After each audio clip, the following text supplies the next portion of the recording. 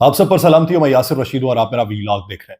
नाज़रीन, मौजूदा मंजरनामा इस वक्त जो है सियासी तौर पे तो एक तरफ आप अवामी तौर पे भी कोई ऐसे फैसले नहीं कर पा रहे जिससे अवामी मकबूलियत का आपको अंदाजा हो। एक तरफ पाकिस्तान मुस्लिम लीग नून के ताहियात कायद मियां नवाज शरीफ साहब फैसलाबाद के अराकीन असम्बली से मुलाकात करके उनसे बातें ये करते हैं कि स्पीडो बसेस और मेट्रो बसेस की भरमार यहां पे कर दी जाएगी, उसका जाल बिछा दिया जाएगा और कहीं से कोई भी नाराए मस्ताना बुलंद होता दिखाई नहीं देता, कोई भी जय जयकार करता हुआ दिखाई नहीं दे रहा। एक वो था कि हाथ में सिर्फ तस्बीह के दानों को घुमाता था और लोग उसकी जय जयकार करना शुरू हो जाते थे। वो था जिसने गवर्नर हाउस के खात्मे करके यूनिवर्सिटी बनाने का ऐलान किया और आपने मुल्क के मायानाज तालीमी इदारे में भी अपनी इफरीत का जाल इस तरीके से बिछाया है कि लोग बातें करने पर मजबूर हो गए हैं कि आपने निजाम तालीम को किस तरीके से बचा के रखना है। अहद चीमा साहब की तरफ से उनके जो बेटे हैं, उनकी फीस माफी के हवाले से दरखास्त की गई, गवर्नर साहब ने प्रेशर डाला, थॉमसन साहब जो हैं वो अपना इस्तीफा दे गए। वहां पे बलीगुर रहमान साहब उसकी तौजीहात ये बयान कर रहे हैं कि वो तो 2 साल पहले ही इस्तीफा दे गए थे, इस्तीफा आपका थोड़ी है। अब वहां पे वो लोग जिनके बच्चे वहां पे पढ़ते हैं, अब इमरान खान खुद वहां से पढ़े हुए हैं, एतजाज हसन साहब वहीं से पढ़े हुए हैं, अयाज सादिक साहब वहीं से पढ़े हुए हैं। आपको वहां की बच्चों की अप्रोच से अंदाजा होता है कि वालिदैन वहां के क्या चाहते हैं, किस तरीके से बच्चे पढ़े। और जब आपने वहां पे अपना जबरी तसल्लुत बरकरार करने की कोशिश की है तो लोग अब वहां पर बाहर जमा है और लोगों ने वहां पे नारेबाजी की है, प्ले कार्ड उठाए हैं और आपने वहां पे वाटर कैनन लेके आ गए। यानी उनके ऊपर आप इस तरीके से जबरो तसल्लुत करके अपने आप को महान बनाएंगे, कभी भी नहीं बन सकते। ये तारा और सितारा, ये पाकिस्तान के अंदर जितनी मर्जी दहाइयों की सियासत आप कर चुके हैं, बच्चे को समझाना पहले पड़ता था। आपने उसे दवा खिलानी होती थी तो आप उसे कहते थे बच्चा मशरूब है, जूस है, पी ले। एक वक्त आता है कि बच्चा ज़हनी बलूगत की हद तक पहुंच जाता है। ये अवाम सियासी बलूगत की हद तक पहुंच गए। अब अवाम को ये पता है कि जूस क्या है, अवाम को पता है दवा क्या है, अवाम को पता है कड़वी क्या है, अवाम को पता है मीठी गोली क्या है। अवाम ये समझ चुके हैं, लेकिन आप उम्र के उस हिस्से तक पहुंच चुके हैं जहां पे बचगाना सियासत आपके जहन में सिर्फ घूमते चली जा रही है और आपको ये लगता है कि इसी तरीके से आप बेहतरी की तरफ गामजन हो सकते हैं, आप पॉलिटिकल स्टंट करके अवाम को अपनी तरफ राग़िब कर सकते हैं। जब आप आटे का एक थैला घरों के बाहर रख के सिर्फ तस्वीर बनवा के, 4 घरों के बाहर रख के तस्वीर बनवा के कंधे पे उठा के वापस जाएंगे ना, तो लोग आपको गालियां ही देंगे। इस रमजान के महीने में जहां पे कुछ दुआएं कमाई जा सकती थी, जहां पे अपनी सियासत बचाई जा सकती थी, वहां पे तो अपनी कैबिनेट ही बचाई जा रही। मियां शहबाज शरीफ साहब अपनी कैबिनेट बचाने पे इस हद तक मिसर हैं कि इस वक्त मौजूदा सेटअप में एक ऐसा घोड़ा चाहिए कि जिसकी दोनों आंखों के साइड पे वो पल्ले लगे हुए हों और वो सीधा देखता रहे। जिस तरीके से मोहसिन नकवी ने पंजाब में हुकूमत की कि मोहसिन नकवी को कहा गया था तुमने बस इंतजामी काम करवाने हैं, इधर उधर नहीं देखना, पलक भी नहीं झपकनी, ना ये पूछना है कि पुलिस ने क्या इकदाम उठाए हैं, ना ये पूछना है कि दाखिला पॉलिसी क्या है, ना ये पूछना है कि विफाक के साथ ताल्लुकात क्या रहेंगे, ना ये पूछना है कि किसको कितना दबाया गया, किसके क्या केसेस चल रहे हैं। तुमने सिर्फ तरक्याती काम करवाने हैं, सरकारी दौरे करने हैं और उन्हीं को लेके आगे बढ़ना है। मोहसिन नकवी ने वो काम करवाए। अब उसी तरीके का वजीर आजम विफाक के अंदर चाहिए था, इसीलिए शहबाज शरीफ साहब का इंतखाब करके मियां नवाज शरीफ साहब को पसे पर्दा रखा गया कि आप अब बैठ जाइए, आपकी अब जरूरत नहीं है। लेकिन मियां शहबाज शरीफ साहब कुछ वजारतों के अंदर दखल अंदाजी कर रहे हैं क्योंकि एक सियासी बंदा तो है, वो सियासी तौर पे जितनी सियासत चल रही है और जब ये मालूम पड़ रहा हो कि पार्टी के अंदर सदारत भी अपने हाथ में नहीं रहनी, वो भी भतीजी ले उड़ेगी, तो ऐसे वक्त के अंदर मुख्तलिफ जगहों पे अपनी रूट्स मजबूत करने की उन्हें इस वक्त चाह पड़ी हुई है, लेकिन वो कहीं पे बातें पसंद नहीं आ रही। अब टेस्ट ट्रायल के तौर पे मियां शहबाज शरीफ साहब को जो मैदान में उतारा हुआ है, तो इस हवाले से सिर्फ से जो सरमायाकारी आनी है वो नहीं आ रही, क्योंकि बाकायदा तौर पे टर्की में उस वक्त हरेसमेंट का सामना करना पड़ा था। बाकायदा तौर पे ये हरेसमेंट थी कि जब आपने खड़े होकर ये कहा कि हमारे मुल्क में सरमायाकारी कीजिए, तो उन्होंने ये कहा कि पिछली सरमायाकारी जो किक बैक्स हैं वो पहले वापस कर दें तो फिर नई सरमायाकारी की तरफ चले जाएंगे। तो मियां शहबाज शरीफ साहब कुली तौर पर कामयाब होते नजर नहीं आ रहे।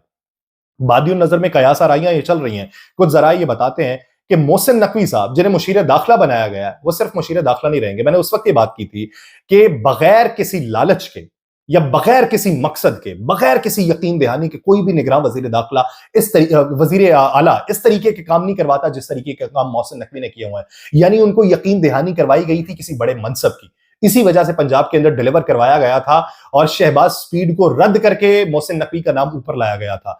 अब यह है कि अगले 2 महीने के सेटअप में अगर मियां शहबाज शरीफ साहब कामयाब नहीं होते तो मोहसिन नकवी के पास सिर्फ वजारत दाखिला नहीं रहेगी, बल्कि वजारत उज़्मा की कुर्सी भी मोहसिन नकवी के नीचे हो सकती है।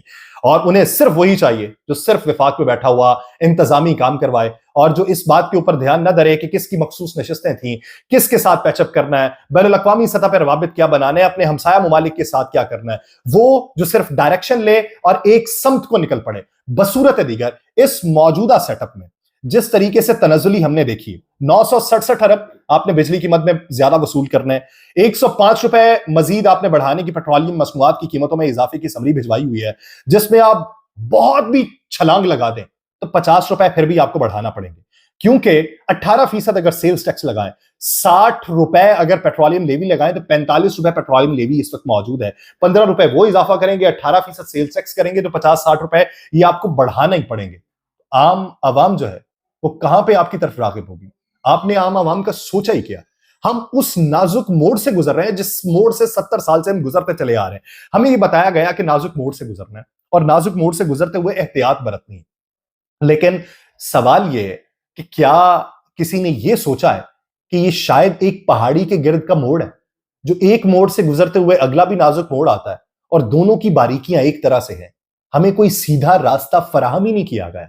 हम उस सीधे रास्ते पर चलने के अहल ही नहीं है कि जब आपको बैरूनी सरमायाकारी करने वाले ये कहें कि मैंने 1980 के अंदर पाकिस्तान में जो डॉलर इन्वेस्ट किए थे और आज 2024 में उसमें रत्ती बराबर भी इजाफा नहीं हुआ बल्कि कमी वाकई हुई है, तो आप सोच में पड़ जाएंगे कैसे। 1980 की अगर बात करें तो डॉलर 40, 50, 60 रुपए का होगा और अभी की अगर बात करें तो डॉलर 300 को छूने वाला है। तो ये कैसे बराबरी है? तो उसके मुताबिक उसने उस वक्त अगर $100 इन्वेस्ट किया था और उसके 6,000 रुपए बनते थे और अभी जो $100 उसने उसकी कीमत है तो उसके मुताबिक उसके 22,000 बन रहे होंगे, 27,000 बन रहे होंगे या 29,000 बन रहे होंगे। तो उसके मुताबिक 29,000 से जो आपकी इन्फ्लेशन बढ़ी हुई है, तो ये पाकिस्तान दुनिया का वाहिद मुल्क है कि जहां पे इन्वेस्टमेंट करके तनज़्ज़ुली सिर्फ लोगों ने बर्दाश्त की है। दूसरे मुमालिक में आप इन्वेस्ट करते हैं, 20-30 साल बाद कीमत बढ़ जाती है, लेकिन हमारे यहां पे रुपया गिरावट का शिकार होता है और मार्केट के अंदर ये जंजाल पूरा इकट्ठा हो जाता है कि यहां पे चीजों की कीमतें बढ़ चुकी हैं। जहां पे आप एक तरफ अशियाए खुरोनोश की कीमतें बढ़ी हैं, वहीं पे आपकी कारोबारी जिंदगी भी बढ़ चुकी है, आपके इमलाक की कीमत भी बढ़ चुकी है। लेकिन ये सारे का सारा सराप है। ये दूर से आपको जो झील दिखाई देती है, दरअसल वो ऐसा दश्त है कि जहां पे आपने पांव रखने हैं और जमीन ने आपको जकड़ लेना। और हम इन्हीं की अफरीद के अंदर इस वक्त जकड़े हुए हैं। कैसे बाहर निकलेंगे? हमारे पास कौन सा रोड मैप है? मुआशी रोड मैप को अगर देखें तो बैनुल अक़वामी सतह पे जो प्रेशर बिल्ड हो रहा है, जो मैंने कल बात की थी कि खान साहब के बच्चे आना चाहते हैं, वो आके मुलाकात करना चाहते हैं बजाते खुद अपने वकला के हमरा, अमेरिका की तरफ से जो प्रेशर बिल्ड हो रहा है, ये इस वक्त खुशबख्ती है पाकिस्तान तहरीक इंसाफ की कि हुकूमत नहीं मिली हुई। बसूरत दीगर बहुत सारे लोग ये तौजीहात बयान करते हैं कि पाकिस्तान मुस्लिम लीग नून एक्सपर्ट है, डिलीवर कर देगी। लेकिन वो एक सादा सी मिसाल देता हूं कि मेरे सामने मेरा एक मुखालिफ खड़ा है और साथ में मेरा एक दोस्त खड़ा है। मुखालिफ मेरे मुंह पे इस तरह हाथ रख के मुझे कहेगा समझ जा, हालांकि समझाने की बात कर रहा है। मेरे पे इतनी नागवार गुजरेगी कि मैं रिटेलिएशन करने जाऊंगा और मेरा दोस्त अच्छा भला थप्पड़ रसीद करके मुझे कहेगा तुझे समझाया था, तू समझ नहीं रहा। मैं फिर भी उसकी बात समझूंगा। मैंडेट चोर हुकूमत आएगी, बेहतरी के भी फैसले करेगी, अवाम मानने से इनकारी होंगे। अगर अपनी मर्जी की हुकूमत आती, वही फैसले बेहतरी के ना होते, लेकिन कुली तौर पे तो हमने उस हुकूमत को तस्लीम किया होता ना। जमहूरियत को मानना है तो जमहूरियत की लाज रखनी सीखनी चाहिए। मुझे दीजिए इजाजत, अल्लाह ने के बाद।